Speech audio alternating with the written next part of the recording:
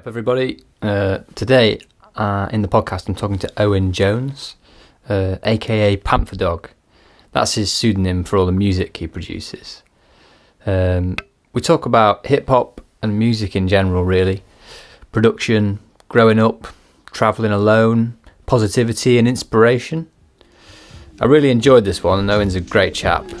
So if you're ready, let's go.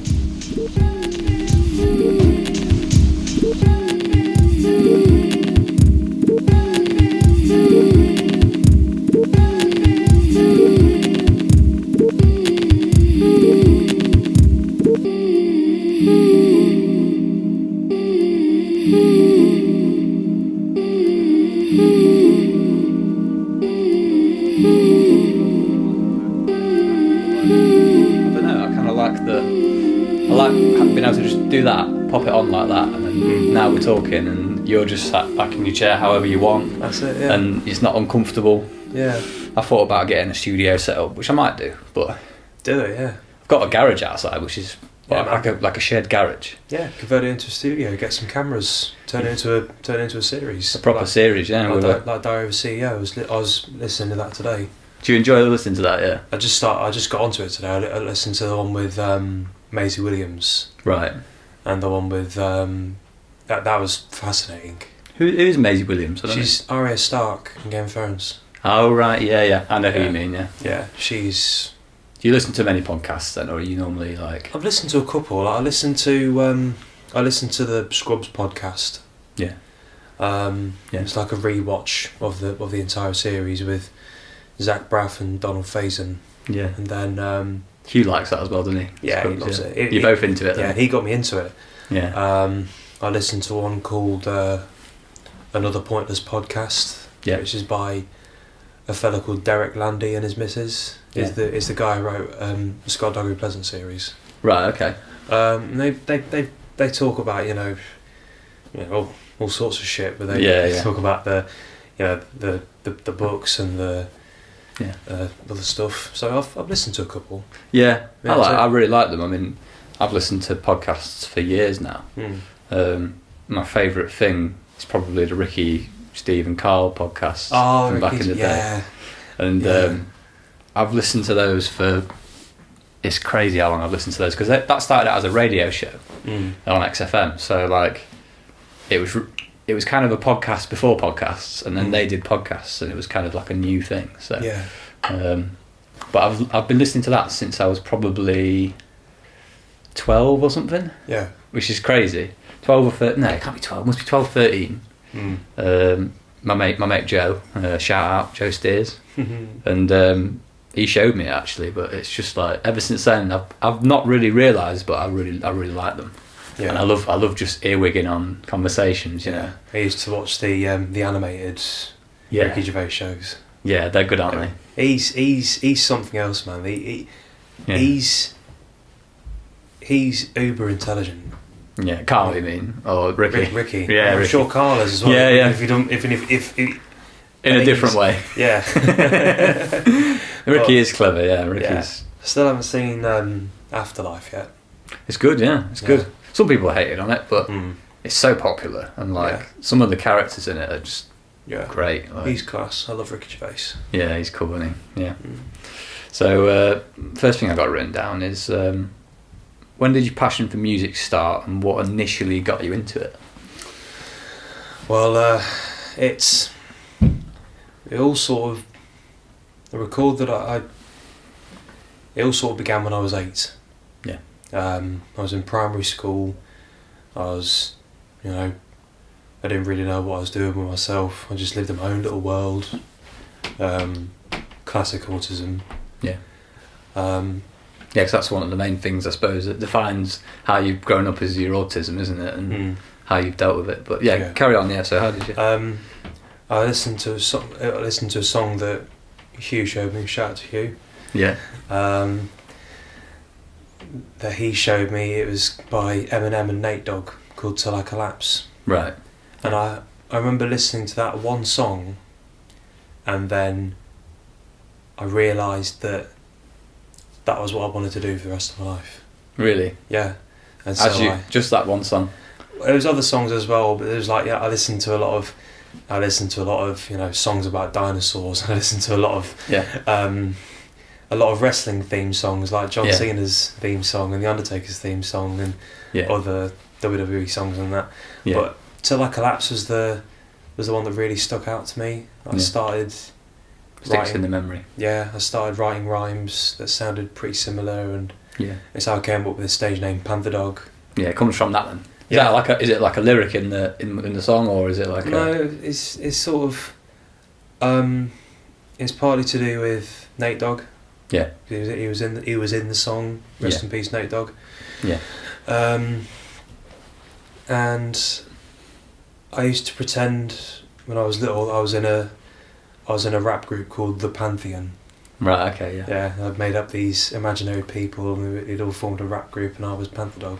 Okay, so you combine the names and kind of. Oh, that's nice. That's cool. Yeah. So I that was my name, and I've just kind of stuck with it since. Yeah, you got it's. I suppose, like I'm like you in some way. Like when I came up with that name, Adamant Portraits. Yeah. Which is something Joe came up with. Yeah. I just said, oh, what should we call that? Like, it was kind of stupid, really, but we were making music together. And we was like, oh, what should we call ourselves? Like, and he was just like, we were trying to like mash words together, I think. And we sat there, and he was like, just what about Adamant Portraits? And I was like, that sounds really weird. Like, I don't know what the hell that means, but like, it's very Richard D. James. It is, yeah. It is like Richard D. James, and I just thought. It's what I was going to say is like, now that I've got that name, I'm sticking with it. Do you know what I mean? And like, I'm always going to use that for my music stuff. Yeah, like, same here. Yeah. So I am. People know me as PanthaDogg now, and that's the name that I'm gonna probably stick with for the rest of my life. I have thought about changing it on other occasions. I was going to change it to Jonesy. Yeah. All of the boys at work call me Jonesy. Shout out to the Doddo Massive, all the boys at Doddington Hall. You still working there now then? Yeah. You've been there a long time then, haven't you? Yeah, been working there for about, it'll be 4.5 years. Yeah, you've got a group of mates there that you get on well with. Yeah, man, I love all of them very much. That's nice. They've put up with me. They've taken me on. They've made me who I am today. Really? Has it changed you quite a lot then working there and being with us? Like when I first went there, I was pretty much I was technically an adult when I went there. I was 18, but I didn't have a fucking clue about the world. I didn't know how adults interacted with each other. Yeah. And so I went there, and I did some bits, and I suppose through like being with people and like different people all the time, working with people, and learning how other people work and that. And it's just it's built me up to who I am today, and I learned a lot of valuable life lessons there. Jake, young lad who's been on the podcast actually, Jake, and he said the same when he came to our place. He came when he was like how old would he have been? Really young, like 16 or something. But he was the same, and like said it just changed him, like hanging around with different people from all walks of life and that. Yeah, it's completely changed me. Like I didn't know. I still fast forward 18 years, but fast forward 10 years rather. Yeah. I still didn't really know what I was doing, but being at Doddo was, made me the man I am today. Yeah. And I'm incredibly grateful for everything that everybody's done for me. Yeah. I feel like if they've shaped me as a man. Yeah. And they're all incredibly supportive of me. They take me for who I am. They all listen to my music. They play the music. I'll be washing some pots, and they'll be blasting my music. Yeah, man. Just wandering over. It's. Me and my brother were listening to "Don't Go Away" earlier and watching your video, and that I love that. That tune's really catchy. Thank you, man. I love it. Now I'm stuck in limbo. I could stare at the same spot for days. God forbid the day comes that I forgot your face. I try hard not to revert to my hurtful ways. Turn your head this way and I avert my gaze. And maybe I'm just going through a phase. days. But there's so many things I need to say. I just pray and I pray that you won't go away. I pray and I pray that you won't go away. I can't let it go. There's so much you don't know.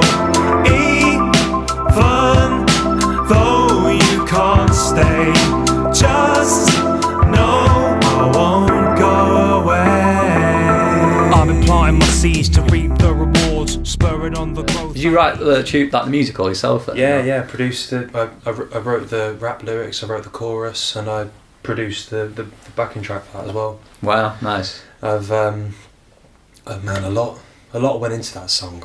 Yeah. It was I wrote it in about 3 days. Yeah. Me and Mum were away in Ireland. Yeah. And while I was there, I was undergoing this big, like, almost like a big change in my perception and how it's like everything around me was completely different. Yeah. Like staying in different places, being in a whole different country. Yeah, it's new experience. Yeah, like. It does things to you. It was my first time abroad because we went to Southern Ireland. We went on a coach trip. Went to Limerick, Galway, Ennistimon, and Dublin. Yeah. And while I was there, I made about 4 or 5 different beats. Yeah. And I wrote "Won't Go Away" in about 3 days. Yeah. There's like all of these things that I was feeling, all the happy emotions, all the sad emotions, all of it just went into this one track. Nice. Yeah. And I think it's probably the best song that I've put out in ages. Yeah. We've got and like I said, we've got a music video for it as well. I linked up with this guy from Sheffield. Shout out to Nocky Visuals. Yeah. Cheers, Nocky.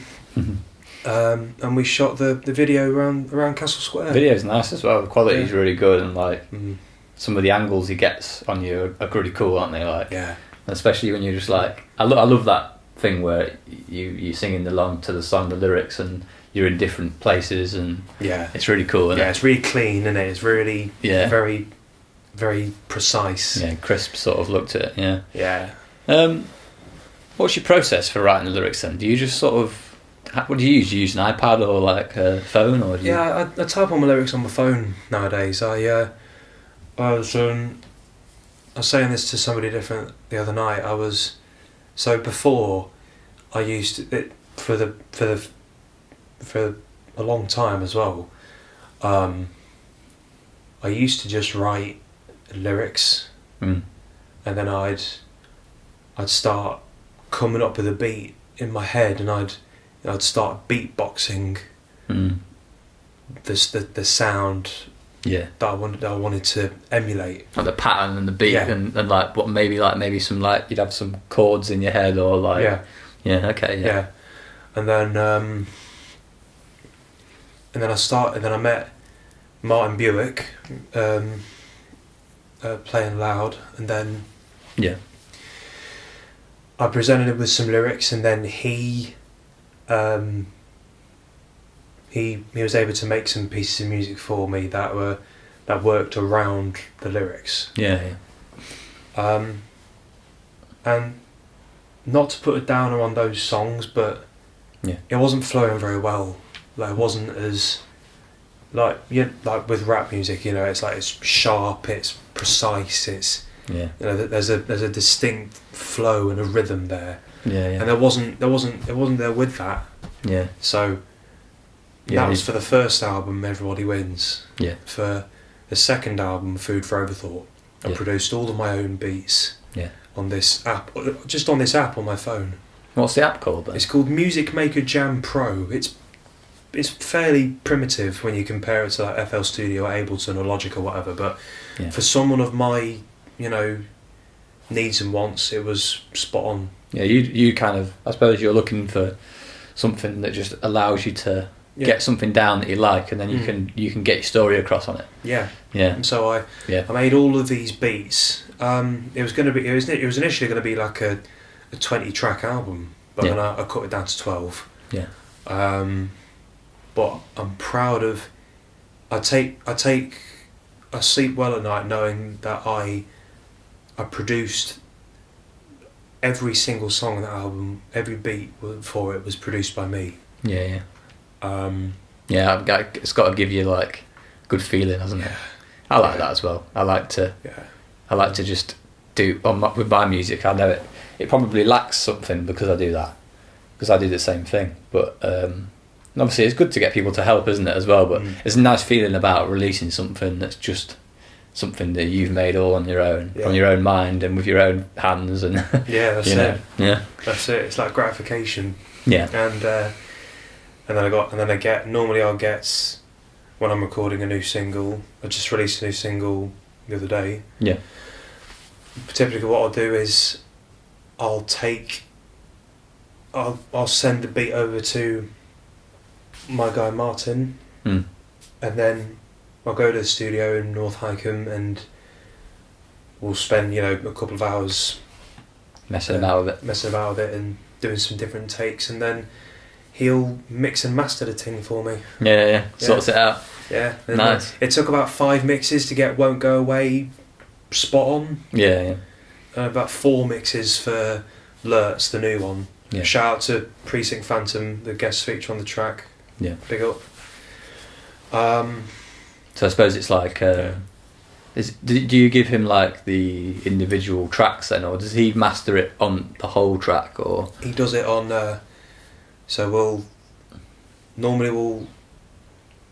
I'll send in just the beat on its own. I'll already have that, the verses and chorus figured out. I'm already in that. Yeah. And then we'll normally go through it like 4 bars at a time. Yeah.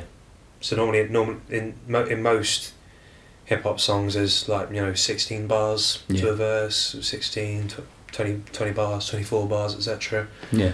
We'll go through them 4 bars at a time. Yeah. And we'll do 2 takes of each set of 4. Yeah. And then we'll just keep running through it and change little bits. If it needs to be, I'll get him to put some bits in or put some vocal effects on my voice, or do a bit of chopping off at the end. Yeah, tidying it up a bit, and it's good that, isn't it? It's nice. It's a funny process, isn't it? Because it can be really gratifying, but also quite frustrating sometimes, that process. Because I'm a perfectionist, and I one thing I've learned is that you don't release anything until you're happy with it. Yeah. You don't feel pressured by anybody, not by your competition, not by your friends, not by anybody, to release stuff.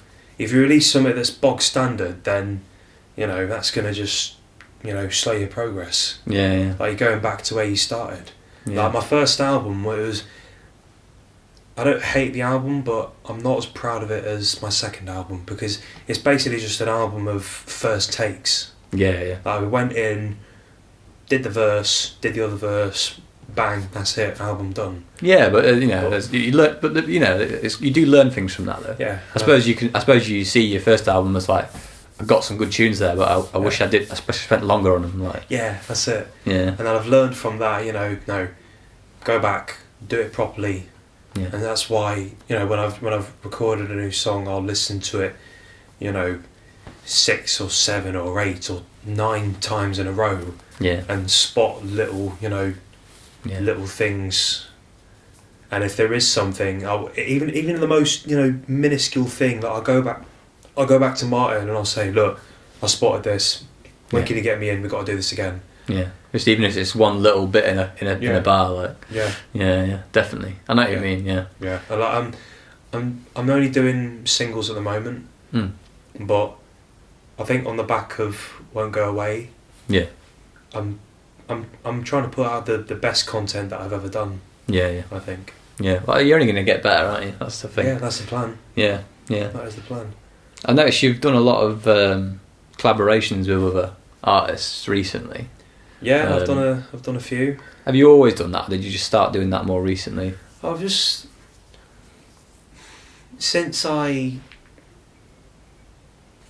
started releasing my music online, distributing it on Spotify and that, Yeah. Like I said, Martin actually produced a few of the beats for me. Yeah. On Everybody Wins. Yeah. And he's my main, he's my main collaborator. He's my executive producer. He's my mixer, my masterer. Yeah. So there's always a collaboration going on there. Yeah. We're working on another song together at the moment, which is a bit more different. Right. Okay. Different sort of style then. Yeah. Don't tell the people that though. We'll let them find out. Yeah. My first collaboration on Wax was with a lady called Sarah Hughes. Yeah. Hugh mentioned her, yeah. Yeah, she's amazing, man. She's an incredibly talented songwriter and singer and guitarist from Lincoln. Yeah. I met her through Martin at the studio. Yeah. And I've written this song Fusion, and I was gonna do the chorus myself, but I just thought, nah, there's something missing there. Maybe I can't do it justice, sort of thing. Like, yeah. So I said to Martin, "Can you reach out to me for a female vocalist?" Yeah. And the next week in or whatever, he brought in Sarah Hughes, and then she laid down the vocals for Fusion. That's really cool, mate. That you just reached out. That's cool. Yeah, because he has a lot of female vocalists on some of his songs as well, including Sarah. Like they've done a whole album together. Wow. The Carousel with All the Stairs by Icarus and Sarah Hughes. Yeah. Fantastic album. Yeah. So that was my first collaboration. That was my first collaboration that I'd released with another artist. Yeah. Like I borrowed, I'd had a couple of other people produce a couple of songs for me. I met this fella and we got working together. Didn't work out, but rest is history. Yeah. And then you got to do that, haven't you? You got that's it. Find out by working with people, I think. Yeah, I did a couple of bits. I did a couple of bits from YouTube, as you do when you're starting out. Yeah. We did those songs together. Yeah. Back in the day, a few years ago now, isn't it? Yeah, that's it, man. I enjoyed that though, because that was interesting for me as well, Owen. Because I've collaborated a little bit, but I always find it quite hard. Sometimes I suppose it depends who you're with, but I really enjoyed doing that. That was you had something in your head, and you were like, "Can you do this?" And I was like, "Yeah, I can try and do that." Yeah. And then, but my style is kind of the thing that's real different about me and you is that like you know what you want and you want it to be like that. Whereas when I make music, I'm kind of like you're just going with it. Yeah, I like to just let it take me. Yeah, that's the beauty of it, man. Isn't it? I do love that. Like, music is freedom. Yeah, it is. There should be no limitations on the music that you put out. It's completely, the world is your oyster. It's like you said, isn't it? If you like it, then you just go with it and believe in it. And I think a lot of that is to do with my musical tastes as well. Because quite varied. Yeah, I'm a rapper. I'm a singer. I'm a hip hop producer. The majority of my sound is hip hop, but it's influenced by other genres. So I like a bit of EDM. I like a bit of metal and rock, and I like drill and grime. If you listen to Lurtz, that's a little bit combining of drill and grime and a bit of drum and bass even. Yeah, nice. So it's a bit different, Yeah, so I'm the same, I mean, especially like with the access we've got nowadays, you can kind of like listen to just anything, and like I'll listen to weird stuff. Like I was listening to like earlier at work, I was listening to like the Skyrim soundtrack from that game, sick. And it's just like orchestral kind of music and like some vocalists and strings and things. But it's just I love the atmosphere it creates. I've never played Skyrim. Yeah, it's a good game. Never played it. Really good. But I do a similar thing with a game that me and Hugh used to play called Might and Magic. Right. Okay. Might and Magic 6. I've still got it on the computer upstairs, but like I'll sometimes whack the soundtrack on. Yeah. Because it just what kind of sound is it like? It's very not too dissimilar to Skyrim. Really, there's a lot of orchestras and grand sort of sound. And sort of medieval sort of sounds. And got a sort of film vibe to yeah, it. yeah. Yeah, I like that. There's a couple of different bits in there as well. There's a lot of, like choirs and vocals. Yeah. So yeah, I've always said this. I take inspiration from everything. Yeah, that's one of my questions. You say. Yeah. Where is that one? I'll find it now. Yeah. Do you take inspiration from other areas outside of music that ends up in your songs? Fuck yeah. Yeah. Yeah. Everything. I take inspiration. One thing that's had a massive impact on me growing up. Disney. I'm a sucker for Disney films. I always have been. I've always said that 25% of who I'm made up of is made up of Disney films. Yeah, like what comes out in your lyrics and things like that. Like I'm not a big crier. No. Not as much as I used to be. Like I don't cry at films very often, but I'll always cry at a Disney film, man. Yeah, they really do pull. There's that deep rooted. Yeah. Almost trauma, kind of like you've watched that for the first time. You're like, no, like you kid, you can't comprehend what's happening, but it stays with you forever. Yeah. I know what you mean. Which ones? I mean, Cars always used to. It's so stupid, but shit. Cars was so good. It's a film that shouldn't work, but Mum fucking hates the bones of it. You don't get her started on Cars, mate. She'll fucking start boycotting it and everything. It is. I mean, I suppose for someone of an older generation, it's quite weird. It's quite a weird concept, but when you're a kid, though, you don't. I used to draw them all the time. Yeah, me too. I used to play the games all the time. Yeah. But awesome. My favourite Disney film is Hunchback of Notre Dame. Really? I've never seen that one. Oh, mate. Controversial opinion. Sorry, everybody who's listening, but best Disney film ever made. Yeah. Far and away. Like it's quite an old one now as well, I guess. 1996. Oh, really old as me then.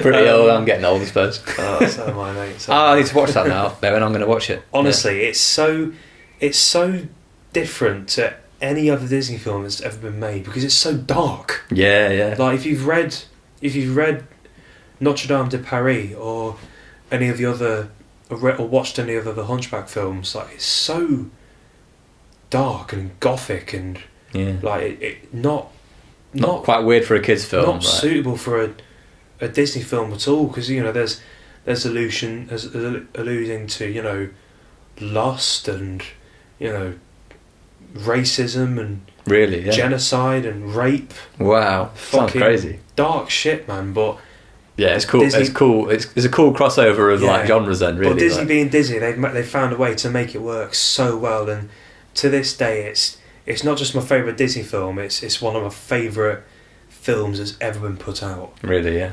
I was saying to Hugh off mic last time that Fantastic Mr. Fox is like. That's a sick film. Yeah, the Wes Anderson one. It's just so cool, and like you say, I love how it hasn't. What I love about it is that it hasn't really got like a. You can't imagine who the audience is. No, like who wants to watch this? But because it's so odd, like it's a film thing. I know it's completely like.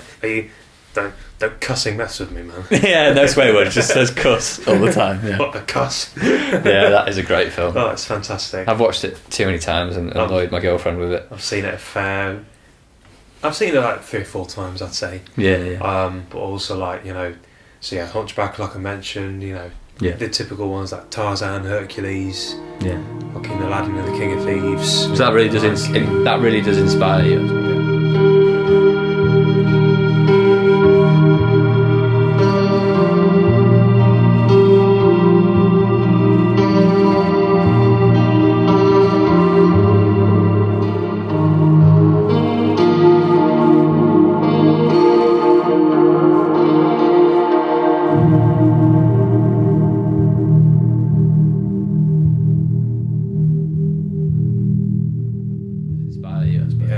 Is there anything else that inspires you as well? Or? Yeah, anime. Yeah, I love anime. Like I got into anime in the first year of lockdown. All right, so not that long that you've been into it. No, not at all really. What do you like about it? I like it because it's because there's so many different subgenres, like your isekais, your slices of life, your all the rest of it, like different themes and stuff. Yeah, I remember one day I was sitting up I was sitting upstairs in my room. We were in lockdown, and I was on Netflix and I saw this film called Spirited Away. Yeah. And then I just I clicked on it. Yeah. And I was just completely like, what the fuck? Yeah. Like this is not a normal film. This is unlike any film I've ever seen. Yeah. And then from there it just opened it up for me, man. I watched Spirited Away, and then I watched a really, really fantastic film called Your Name. Yeah. And to this day still tugs at my heartstrings. Yeah. I got a lot of things to watch. Yeah. Yeah. I've been told about Spirited Away. It's fantastic. Yeah. It's unlike any film that I've ever seen, that's ever been made. Yeah. One of the lads at work watched it recently, and he didn't know what to make of it either. Did he know you liked it then? Yeah. Yeah, I told him. Yeah, because I've often said, it's the first anime that I've watched. Yeah. I've heard lots of people. I remember Megan Valentine telling me she really liked it. Yeah. Saying getting annoyed with me because I hadn't seen it. Yeah. Well, shout out to Meg Val. Yeah. We've got loads of people to shout out. There's too many shout outs in there. Too many people we know, yeah. And it's like, I love how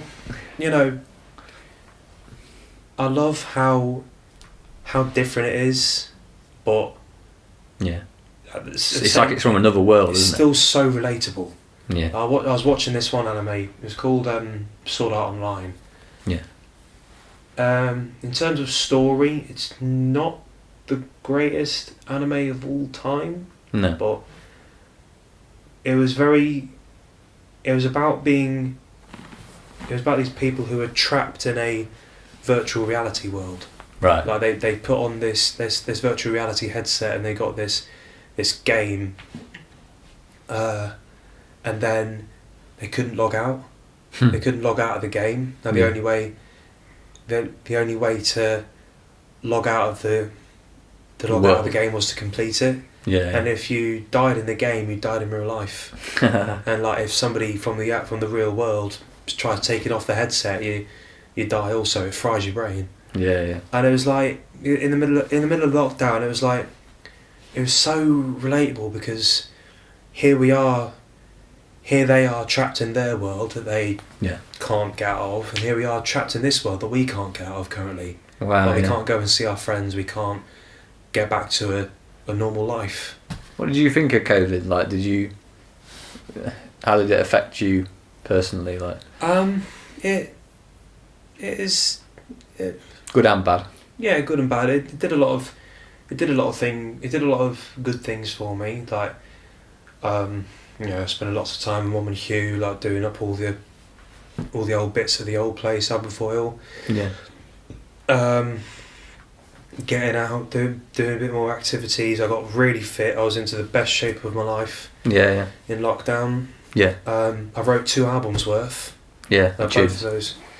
Nice. Both of those albums that I've released, I wrote the songs for those when we were in lockdown. Yeah. Crazy time. Yeah, but and then it just, and it wasn't easy, I had a. What was hard about it for you? More being away from my friends. Yeah. Being away from life as I knew it. Everyone at Donington Hall. Yeah. Yeah. The uncertainty of what was going to happen next. Yeah. I was worried about Mum, obviously, because she has a couple of problems and that. Yeah. And like it felt a bit like I was stuck. Yeah. I was stuck. I didn't know what to do. Yeah, that's it, isn't it? I suppose it's. Yeah. Everyone felt a bit like that, I think. Yeah. At a certain point, especially as it dragged on a bit. Yeah. It became. It didn't hit me straight away, but then really started to miss Gemma and I just felt like all I was doing, so we carried on working basically through it. Yeah. But there obviously wasn't many people at the factory. Yeah. But it was just like... It was shit then, wasn't it? It was shit, yeah. It was shit. It was... there was something cool about it at the same time though. It's quite hard to explain. But like, it was nice how it just span everything around. And you got the chance to think about what you had. Like, the world had turned completely upside down, hadn't it? So you had to adjust to this new way of life. Yeah, that's it. Yeah, like a couple of other things happened, which I'm not going to go into all the gory details of, but you know, I come out of it with pretty bad anxiety. Really? Yeah. If you don't want to talk about it, it's fine. Yeah, so to this day I still get pretty bad anxiety, but being a musician and having those outlets like, you know, like music and anime and Disney and that, and professional wrestling, you know, a huge WWE fan. Yeah. It helps to, you know, just keep me grounded.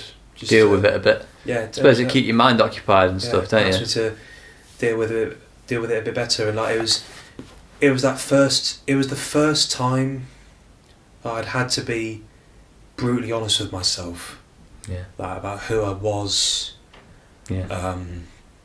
How I'd acted as a person, how I'd acted as a friend and a boyfriend at one time. Yeah. You learn things about yourself. Yeah, how the person I was with at the time had acted. Yeah. It just taught me to, you know, wake up a little bit. And, you know, start. You know, I was carrying around a lot of regret. Yeah. A lot of regret and pain and loss. Did you not really realise that you were, or did you know you were and you needed to do something about it? Sort of, because, you know, I just sometimes things just go.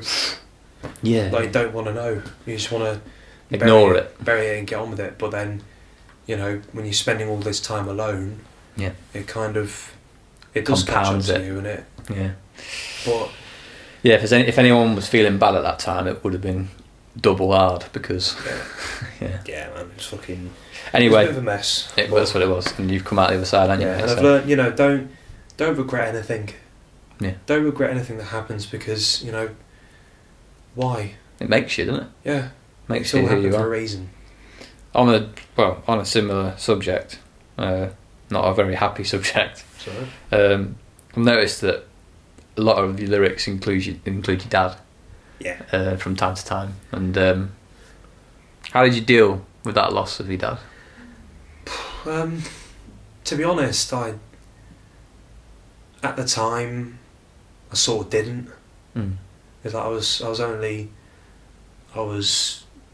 14 when Dad died. I was a lot more.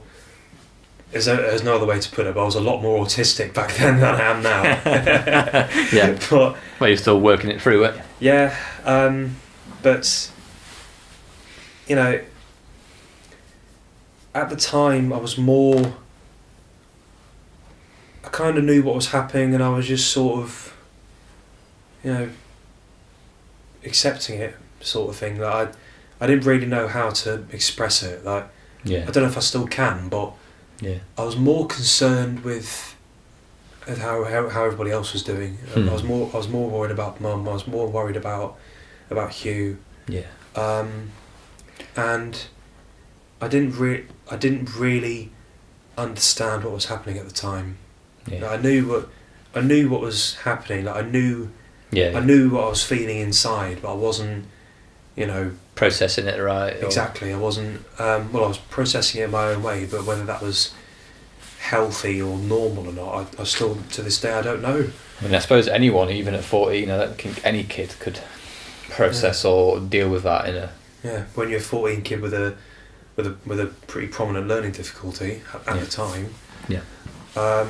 It was a weird one, and it wasn't until a couple of years later on that it really started hitting me. Like I was in the middle of my GCSEs. I was just about to leave school, and I was about to go on to college. Yeah. And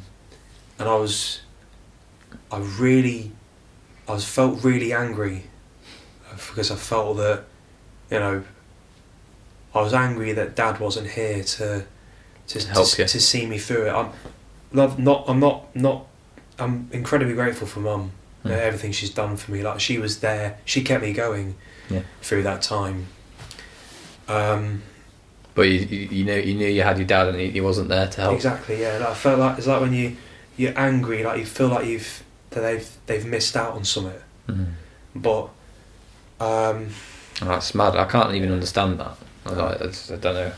No, but it's a few years on down the line though. I was going to ask you, how did you move on with it? Yeah, did you? I wrote, well, like you said, I've written a few songs for my dad. I wrote that song that I performed at his funeral. Yeah. That was a big hurdle in, processing what happened. Even though in the midst of hitting me intermittently in that. Yeah. And I wrote another song which is on the first album, which is called Another You. Yeah. And that, I think getting that out, I think writing those lyrics down, I think that helped me to sort of, close the book on it. Leave it in the past, sort of. Yeah, sort of, because I love Dad. I still love him very much. Still think about him. Yeah, and I miss him, and I wish he was here, but obviously he's not, and there's nothing I can do about that. Yeah. And you just gotta accept it and move on. And knowing my dad as I did, he would want me to be sad. No. He wouldn't want me it's to the last be thing you want, mate. missing him, and he'd just want me to, carry on and, do your thing. Yeah, do my thing and make the rest of my life and look after my mum and my brother. Yeah. So, and occasionally it's still, even to this day, it still hits me occasionally. Like that'll never leave. No. But then it's in those moments when I have a stroke of luck, or something good happens, that I'm reminded, he's still here with me. So his influence is still there on you. So I can shut it off for now, and if it creeps back up again, I'll deal with it in my own sweet time. But I've in the nicest possible way, that I've kind of gotten used to the fact that he's not here. Yeah, really. And I think that's been a big strategy for coping. Life's gone on, hasn't it? Yeah, and there's other nods to him in other songs and that. Yeah, I noticed that. Yeah. It's I like it a lot. I think it's really it's good that you put that in your songs, I think. Yeah. And you're so honest. Yeah, music's been a big benefactor in helping me work through stuff like grief. Yeah. Like I was saying before about regrets, about how I'd acted as a child and that. I like that about your lyrics, to be fair, Owen. Like, one of my favourite things about it is, like, I listen to it once and I get it. Yeah. Do you know what I mean? I'll listen to it again, but like, I can understand where you're coming from, and like, you're talking about struggles that lots of people have, aren't you? Yeah. And it's really, some stuff's really. I like stuff that's quite abstract and random, but like, I do really like both sides of it, really. Yeah, and that's the plan. That's the plan as well. I want people to hear my stuff, and I want them to go, yeah, I know what he's on about. Yeah. Like,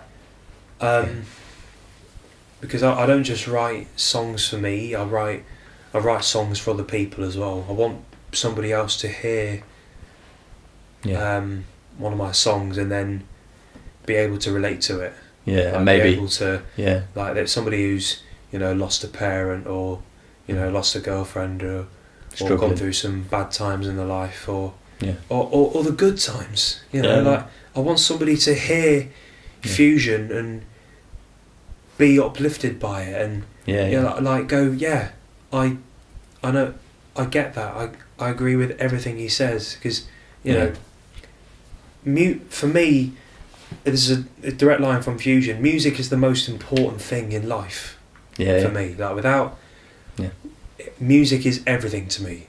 Like, without music, I have nothing else. Like, if I wasn't in a position where I could create music, listen to music, perform my own music in front of a crowd of just 10 people, 20 people, 30 people, 100 people, etc. If I couldn't do the music that I loved, I have nothing else to live for. That's how you express. Yeah, and I want. Yeah. And like because a lot of my music is very personal. I like to think that's what sets me apart from other rappers. Yeah. And not just other rappers, other musicians. Yeah, it's like me and Hugh said, like, a lot of rappers talk a lot of shit. Yeah, they fucking they talk a lot about murder and couldn't kill time with their friends. Yeah, exactly. Yeah, it's pretty pointless, really, isn't it? Yeah. I think it's just about learning when to.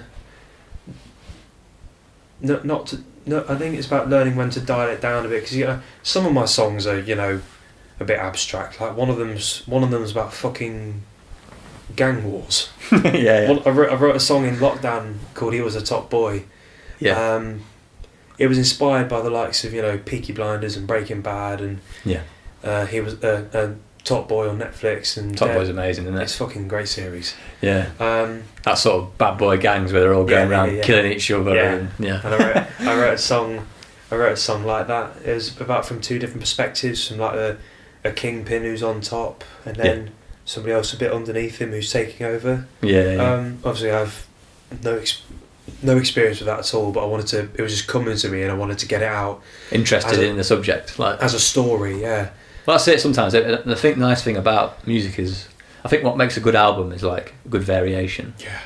Like you don't want just hard beats. Like I'm thinking about, I don't know why I'm thinking about it, but I'm thinking about the Richard D. James album, and how like the first track on it's very like light and uplifting but abrasive, and the second two tracks are really like number 2 and 3. Yeah, that's like 4, isn't it? Yeah, and then like the ones after that are really abrasive, and then number 4 is like really like Finger Bib. It's just like Fingertips pop. It's just like really like melodic and like cool. Yeah.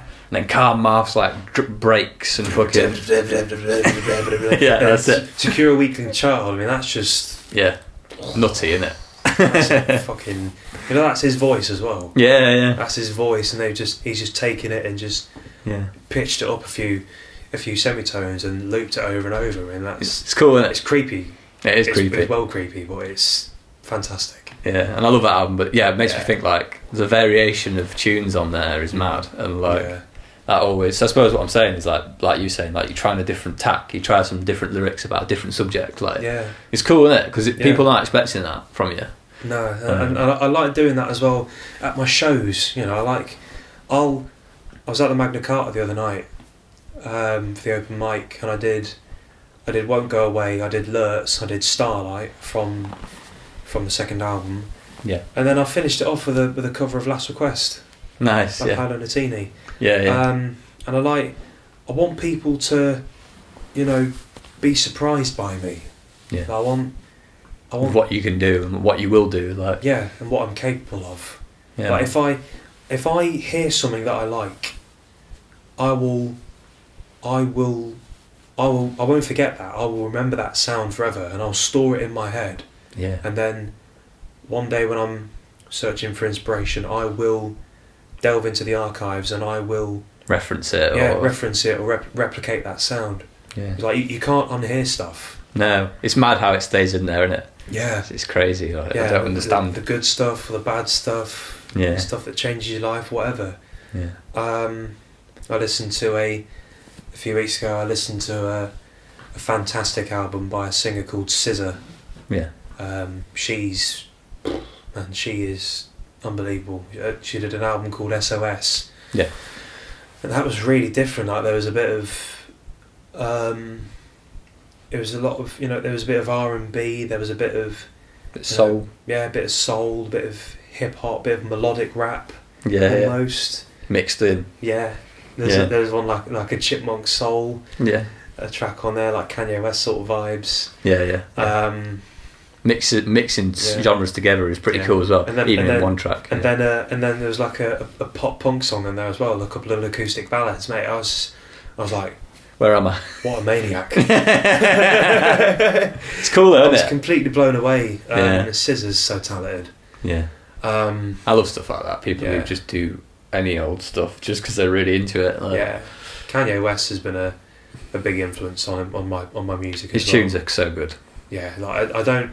Obviously, we all know the man's a bit of a bit of a dunce. a bit of a dumpster fire of a human being. yeah. But you know. Yeah, he is personally on a personal level, but people who are a bit nuts like that are like so good at making art. Yeah, like he is one of the put the personality aside, the musician is one of the greatest musicians I think of the 21st century. You watched that documentary about him on Netflix? Well, Genius? No, I haven't seen it. No. Mate, it's so cool because like it's all about how he like rose to fame basically. Yeah. And there's so many recordings of it as well, which I didn't realise. Like, there's so many recordings of him when he was like getting his jaw broken and like wired up, and that's how Through the Wire was recorded. Yeah, he recorded Through the Wire with his jaw literally wired shut. Yeah, crazy. I didn't know that until I watched that. No, it was mental. And the way he recorded all of his like, I think it was like family members and churchgoers. He recorded them all in like a hall for the backing vocals. Yeah, it just sounds crazy.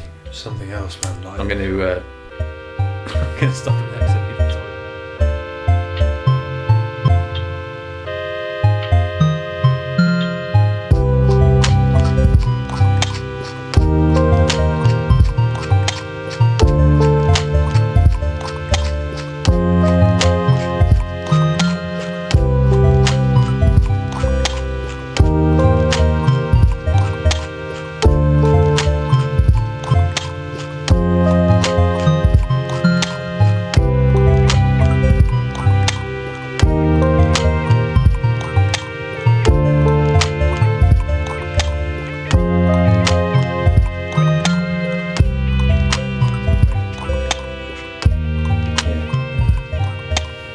What gets you out of the bed in the morning? What gets you out of bed? What gets me out of bed in the morning? Say it properly. Obviously work. Yeah, as per. What gets me out of bed in the morning? Normally it's getting up early to get the trike out of the shed. Yeah. To cycle to work. Yeah. But if we're talking, more philosophical than that. Yeah. I think knowing that I'm needed. Right. Knowing that I have a purpose. Yeah, meaning. That my life has a clear-cut, profound meaning to it. Yeah. Whether that's as, washing pots at Donington Hall, or getting up and, making some music, or getting up and doing my vocal warm-ups for an open mic or a gig later on in the evening. Yeah. There are some times, I struggle to get out of bed sometimes. Yeah. Because I, like everybody else, who wants a lion. Yeah. I'm human. Yeah. But I motivated by those around you there as well. Like, yeah. People. I've got a lot of people around me who are able to pick me up when I need it and give me a kick up the arse when I need it. Yeah. That's it. You need that, don't you? You need people to like sort of push you along as well a bit, like. Yeah, it's that tough love as well. And that is, they're often the best kinds of love. I've had that especially from working at Donington Hall. Yeah. A lot of people who've been, just purely honest with me. Give you a kick up the arse sort of thing. Yeah. You do need it sometimes, don't you, to realise. Hugh, I've got Hugh to thank as well. He said that on his podcast. He said like, I've had to thank myself for that. Like, he was obviously saying it a bit tongue in cheek, but like, I think fair play to the man though. He has given me a lot of attitude when I needed it. He's a grown up lad, your brother, isn't he? He is. He's something else, man. I can't fault him. I mean, even I love him so much. I love him to death. I would do anything for him. He's really important to me. Yeah. I hope when he listens back to this, he hears it as well. Like, he's so. Yeah. I want to be like him so bad. I know what you mean. I know exactly what you mean. Yeah, I'm not just on from like a younger brother perspective as well, but like he's influenced my life in so many ways. Like, as a person. Yeah, he's got me into a lot of good music. He's, like I said, he showed me Till I Collapse. He got me into Eminem. Yeah. He got me into some of the bands and artists that I'm into today. You got a good older brother, mate. Yeah, man. He's a cool guy. He's soul. Yeah, he inspires me 100%. Yeah, I'd do anything for him. I'm very in my own way. I'm very protective of him. I only want to see him succeed. Yeah, I don't want to see him, down in the dumps or in the lurch. So cool that he's decided to go to America for this. I know. This thing, it's mad, but it's like I can really see him just nailing it and meeting all the different people and that he meets there. There'll be so many people that he's never met before, kinds of people. Yeah. The Bloods and the Crips. He's a good lad. He's a good lad. I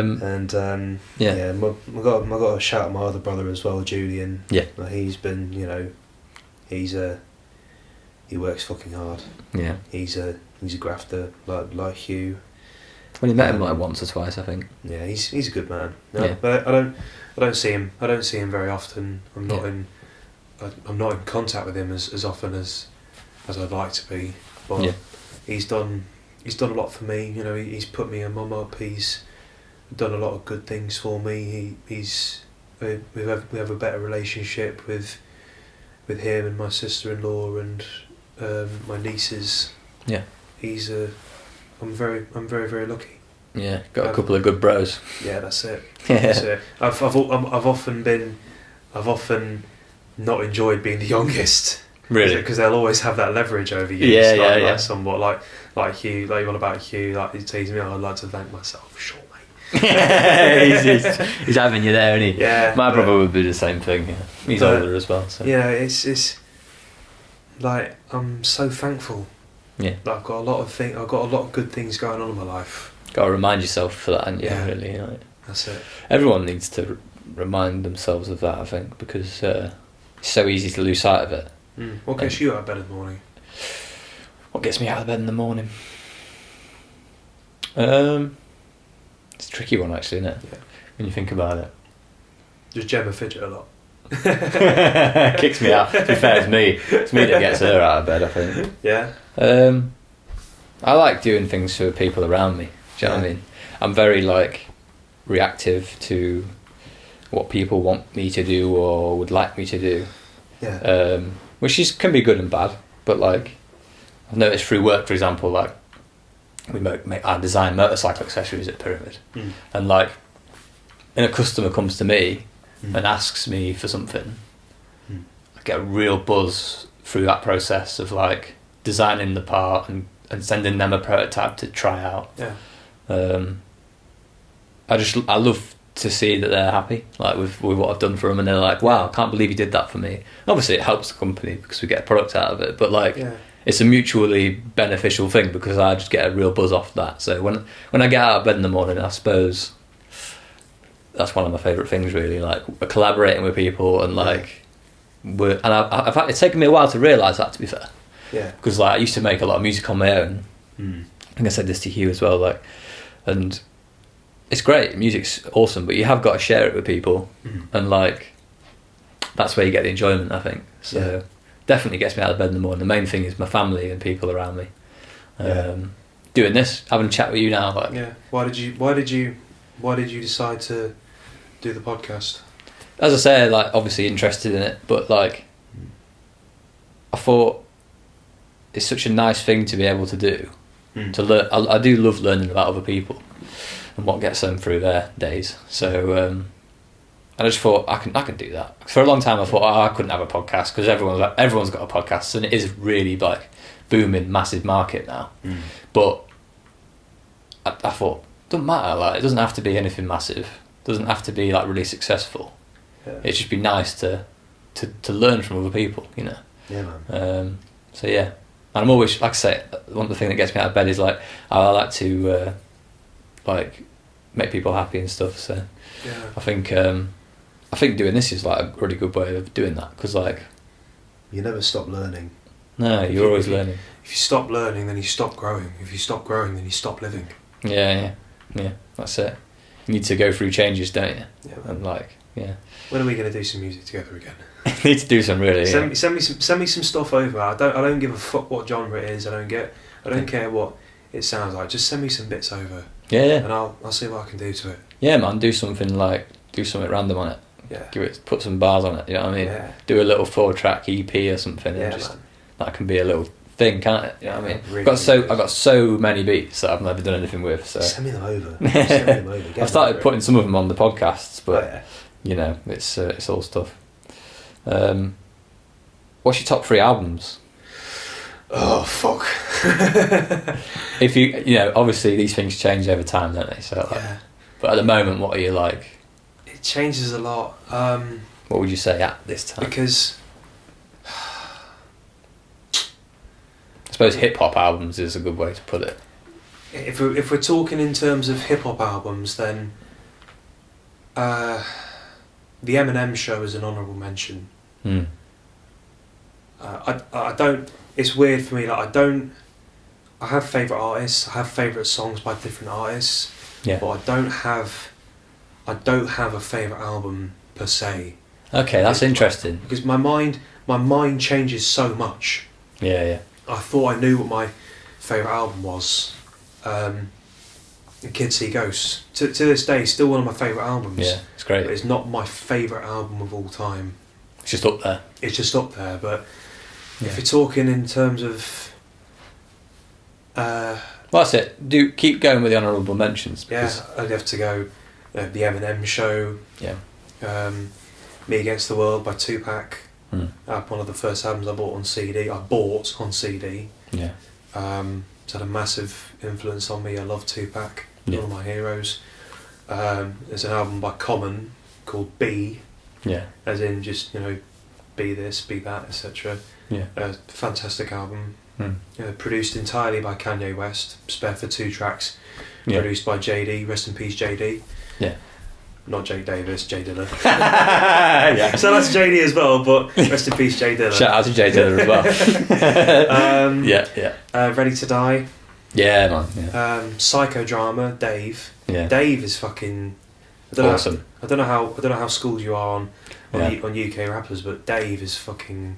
Not massively, but I do know. Yeah. He's in Top Boy, isn't he? He is, yeah. Yeah. He's in. He's the villain. Top Boy, yeah. Of course. Yeah. He's such a good actor. Like, yeah, the man raps. He sings a little bit. He produces beats. Yeah. He plays the guitar. He plays the piano. He raps and plays the piano at the same time. He's an actor. He's got all the talent in the world, man. Yeah. I feel like he might be to this generation in the UK what Tupac was to his generation in the US. Yeah. I feel like he's unbelievable. Multi-talented. Yeah. Tyrant by Slow Tie.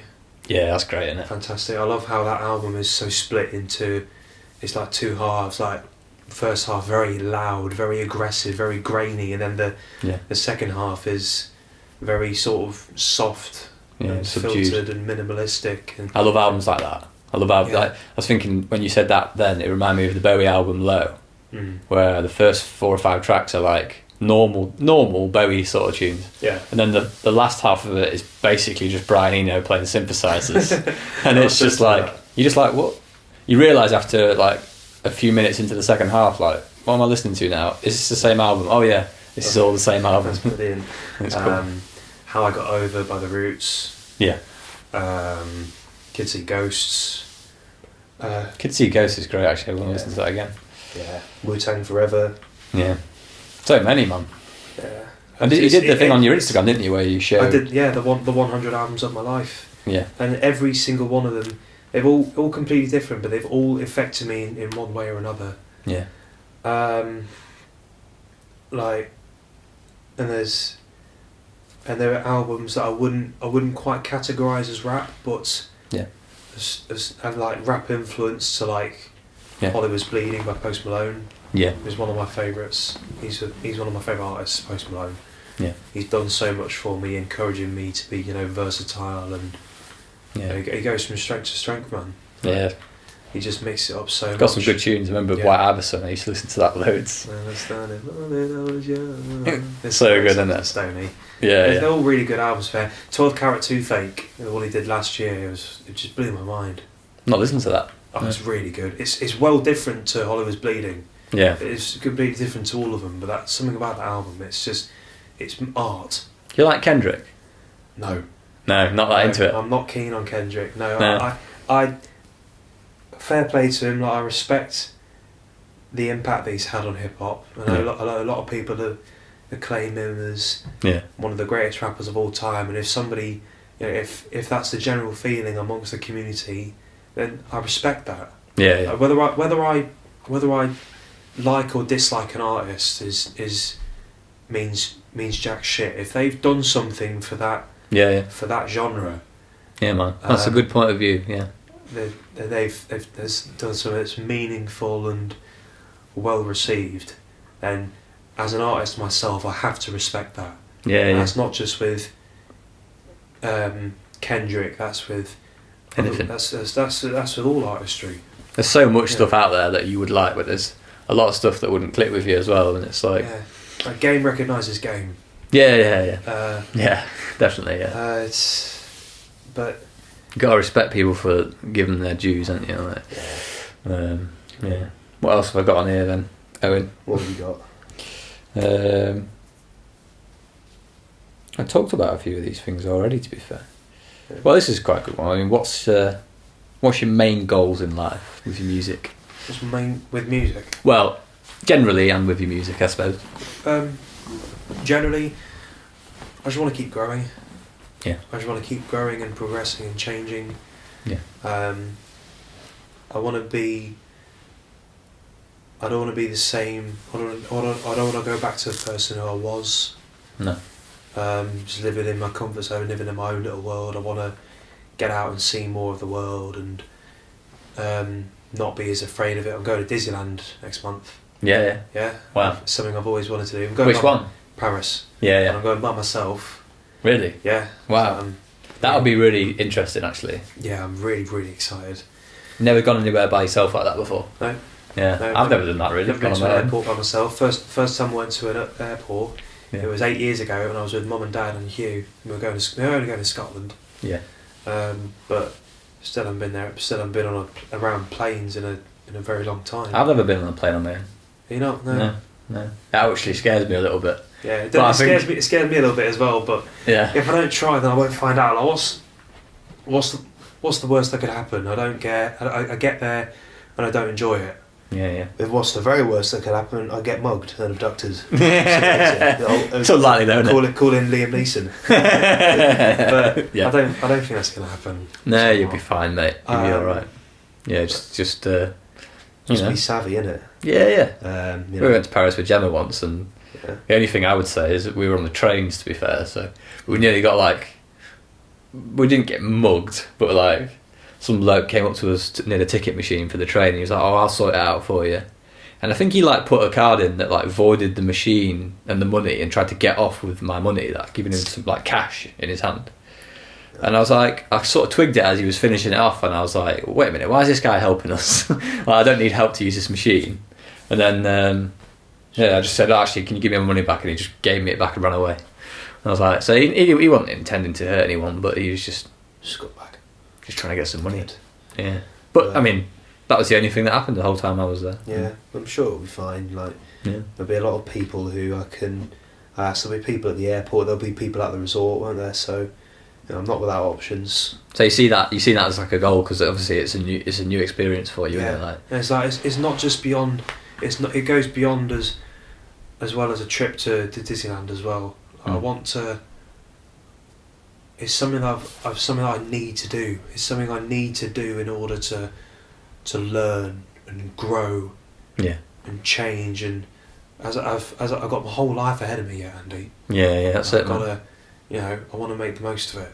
Yeah. I want to live the best life that I can. I want to stop being afraid of the world. Yeah. And just go and see it, and do more and see more. Yeah, man, you got to do it. Yeah. As for the music, I want to take it all the way to the top. Yeah. I want to take it as far as it can possibly go. The limit is the stratosphere. Yeah, man. Yeah. Nice. And just keep growing as an artist, keep changing as an artist. It's all belief, isn't it? Yeah. It's all belief. Collaborate with more people. I'm incredibly thankful for the support circle that I have now. That I've never don't remember a time in my life where I've had so many friends. Yeah. Just friends, like people I can count on. Yeah. People who are there for me when I need them, who I can do things for as well. So I've got a rep now. I've got a responsibility to these people. Yeah. These people that I love and I care about. Like there's so many incredible people in the open mic community, like Daniel Wellesby. Yeah. Gaz Clitheroe, Steve Walker. Yeah. Michael Logan, my friend Emma. You feel like an affinity with those guys now. Yeah, like. yeah. So many people. I've met such incredibly talented artists in the Lincoln scene, like Sarah Hughes. Yeah. Jack Kendrick. Yeah. You know, the list goes on and on and on. I've met some incredible people in the local hip hop scene.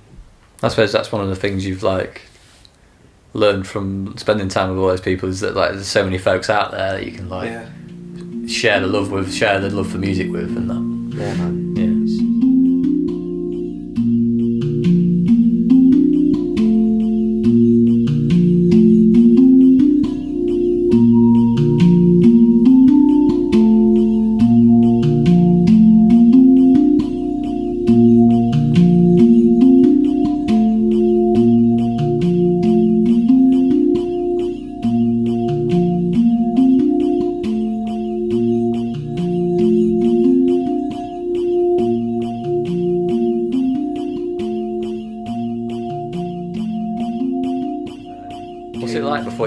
One question for you, because I've never done it before, but what's it like before you get on stage? Like, you feel like quite nervous, or are you just buzzing for it? Like, I don't get nervous. Yeah. No, I don't. Not bothered. I don't get. I'm not a stage fright person, really. Like, no. I if anything, I'm more excited. Yeah.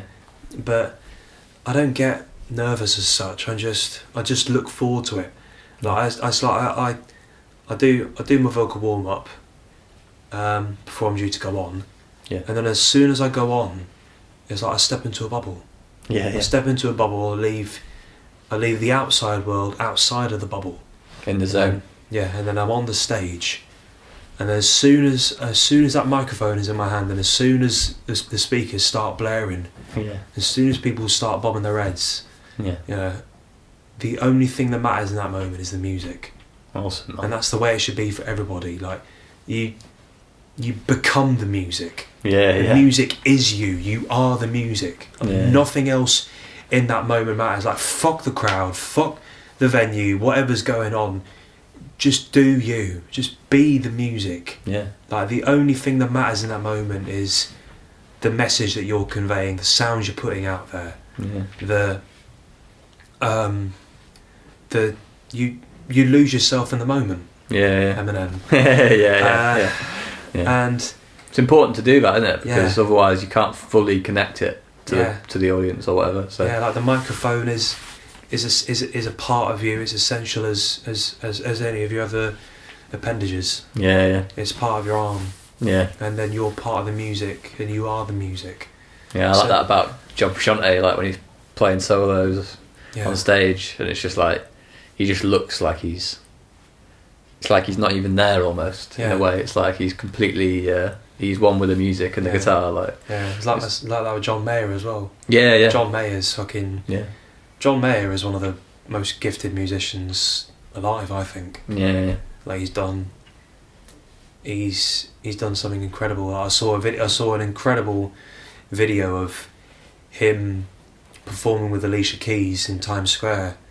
She starts off singing If I Ain't Got You, and then he appears on stage, and he starts singing it as well, and then he starts singing Gravity, and then he starts playing this fucking banging bad solo, and it's he's just completely in it, like it's unbelievable, man.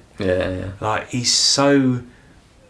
He's like I said, he is the music. He is that guitar. It's such a nice thing to watch, isn't it? Such a beautiful thing to watch. Like he respects the music so much. It's like captivating, isn't it? Yeah, it's just completely captivated in that moment. I've watched videos like that, like you're saying, like particular YouTube clips or whatever, so many times. Yeah. And it's just like every time I watch it, it's like fucking hell. Like, yeah, and I'd say that to any other artists as well, and anybody else who's listening. You know, if you're a performer, don't be nervous. Yeah. Be excited. Yeah. Look forward to it. Get up there and show to the people that you fucking belong there. Yeah. You know. Do your thing. Yeah. Admittedly, I did have a little bit of nerves in the build up to my Yellow Belly gig, my first headline show. Yeah. Because of the scope of how big that group was, or how big that band was, of how big the venue was, how big the venue it was, and what the event stood for. Yeah. It was my first headline show, and it was my tribute to hip hop. Yeah. I'd chosen 3 support acts from the Lincoln area. Yeah. And we were all there for the same reason. It was to pay our respects to the music that we know and love. Yeah. And there was people from all circles of life. Like it was, you know, a few people from the open mic community, some of the boys and girls from work. Yeah. My mum was there. Ross was there. Shout out to Ross. Yeah, I wanted to come as well. I never made it. That's alright. You're a busy boy out here. Another hip hop band turned up on the night. Heavy Links. Yeah. Are you going to be doing another one? Have you got any more coming up soon then? I'm taking it one day at a time. Yeah. I'm not forcing anything. I'm not rushing headlong into anything. Yeah. I'm just seeing where it goes. Yeah. And well, make sure you invite me again because I do want to come. I certainly will. As you say, busy boy. That's the thing. But I suppose it's cool stuff. Like I'd like to have done a bit of live stuff. I think it'd be.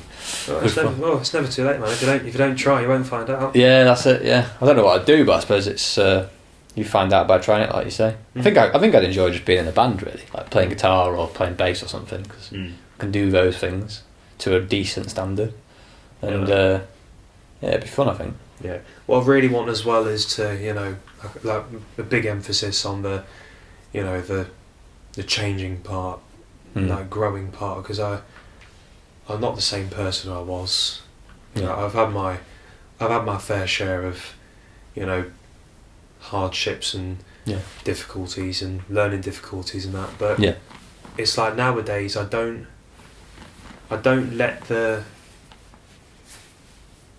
let being on a spectrum define who I am.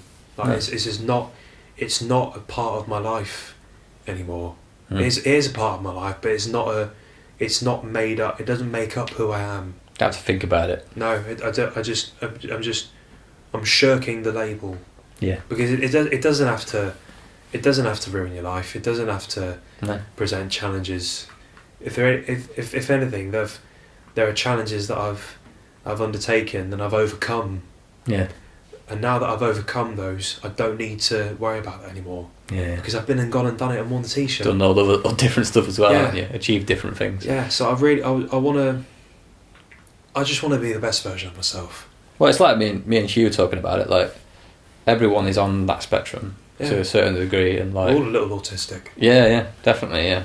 We're all, we've all got something that's different about us. That's what makes us interesting, isn't it? Really, like I genuinely think that's it. Like, different folks you know in your life, and it's like, oh, he's a little bit like this, and she's a bit like this, and it's like that's cool, isn't it? Like we've all got something no one else has got, and we've all got something going on in our life that other people don't know about. Yeah, and just keep on keeping on. Yeah, keep on keeping on, and pay your dues, and don't be afraid to reach out to people who care about you, and learn when to let stuff go. Don't hold any grudges. Yeah. Because they'll eat away at you. You don't know you don't know what goes on behind closed doors. Yeah. So just don't hold on to your grudges. Forgive and forget and let live. Yeah, man, that's good advice. It's hard to do that sometimes, isn't it? I suppose, but got to do it. Yeah. I've undergone a drastic healing process, I think, and I've learnt from that. I've learnt, live and let live. You know, we're all human beings at the end of the day. We've all made mistakes. We've all done things we're not proud of. But like I said, why regret them?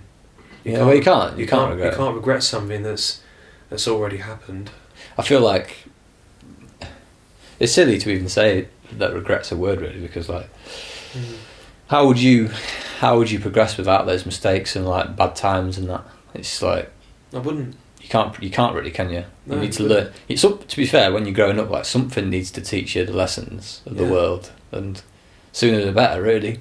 I think like, I don't think it can really be a bad thing. Like, man.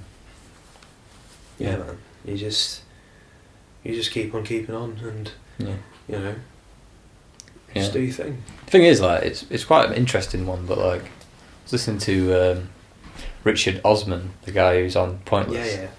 And he was saying, he does a Diary of the CEO podcast, actually. I really like that, I think I saw that as well, Yeah. And he says, like, you've just got to learn to, like, I suppose we're talking about, like, anxiety or, like, a sort of mental health issue anyone might have. Like, you've got to learn to, like, respect that voice in your head that says, like, you know, you're not good enough, or you can't do certain things, you know, negative thoughts, I suppose. They're going to be there. If that's your tendency, they're going to stay there. But it's what you do with them, and like, if you choose to listen to them, you got to let them have their voice, but also you got to remember the good things as well, and like, you got to let them balance. You know, you got to fight back. It's healthy to have that little bit of that. Those small levels of anxiety, because you know, in some ways anxiety is good because it makes you competitive. It makes you competitive, makes you want to do better, makes you want to be better.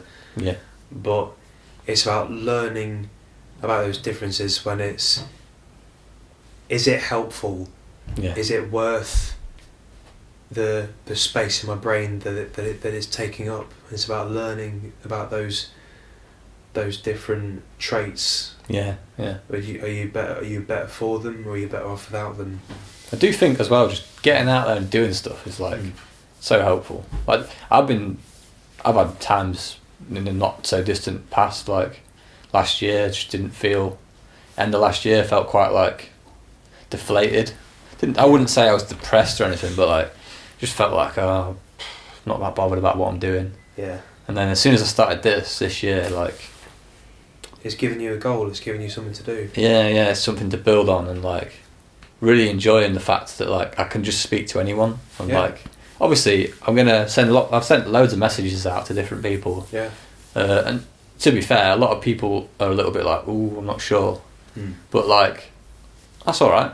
Like, I'll keep doing it, and there will be people along the way who want to do it. I definitely know a few people who might be interested, and I'll refer them to you. I'll get them to send me a message. Definitely get them to send me a message, man. I mean, I'm inviting anyone on, really. So that you know, I suppose it's good to have like an idea about what you want it to be, and for me, it's like, I just want to learn about people from different walks of life. Like, things that I don't even know if I'm interested in, but like, they can tell me about it, and I can go, oh right, I didn't know that's how that worked, and oh right, so you do this. It's like, that's so cool to me, like, and like, you can, like you say, like about art and stuff, like, you can bring that into what you do, like, and you can get that perspective, like, I think it's great. I think it's really fun. We've all got something that nobody else has. That's it. We have, and it sounds kind of cheesy, doesn't it? But it is so true. It's so true. It really is. Last question I got here for you, Owen. I think I've gone through most of these, to be fair. We've sort of talked about them in a roundabout way. It's a bit of a big one, but what's the meaning of life to you? Oh, fucking hell. You asked this one to Hugh Jones. Yeah. What is the meaning of life? Such a big question. That's Monty Python. Watch that comedy film. Don't stand there going, have you never seen the hand of God before? It's class. That's a sick film, man. I love those so much. Not everyone's cup of tea, but I love them. What is the meaning of life? Just to you, like, what do you think? I think the meaning of life is... I think life is there to throw things at you that you're not quite prepared for. Mm. I think life is there to teach you and to develop you and for you to take something from it. Yeah. Like a wise man once said, you know, perception is reality. Yeah. And he was right. Yeah. Because the way you look at yourself will intuitively impact the way other people look at you. Yeah. Like if you're looking at yourself and you're not seeing the good side of you and the self-worth that you deserve, how the fuck are you meant to expect other people to see it? Yeah.